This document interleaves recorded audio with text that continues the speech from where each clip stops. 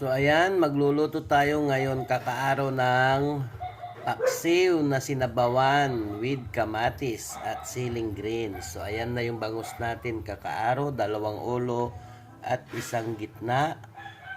Naghiwa tayo ng kamatis, sibuyas, nilagyan natin ng asin, ng seasoning granules at ng siling green. So ayan na kakaaraw. And then sasabawan natin. Yan, sasabawan natin na siyang magiging sabaw. Yan na yung kakaro. And then ating sisindihan ng kalan para kumulo at babalikan natin maya maya. So ayan na kakaro, sa ilang minuto ay kumulo na yung ating nilulutong ulam. So bubuksan na natin kakaaro at ayan na, umuusok na. So kita nyo kakaaro, ayan yung bangus. So ayan na kakaaro yung bangus na nilagyan natin ng ilang pirasong kamatis, siling green, sibuyas at luya. At ating pangsabaw.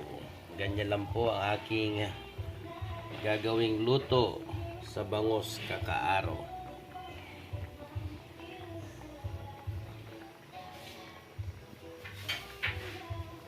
So titikman na natin ang kanyang sabaw. Mayroon na tayong sabaw kakaaro.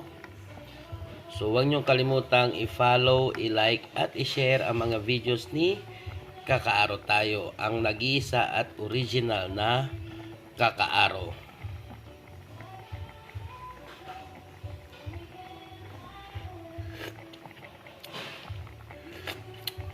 Ayun, ang sarap kakaaro, ang kanyang sabaw.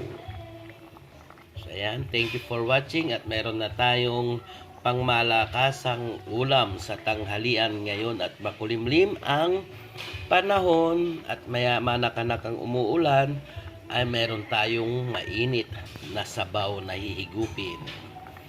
Ang bangus, ang ating pambansang isda mga kakaaro. So ayan, mamayat maya ay kakain na tayo and thank you for watching.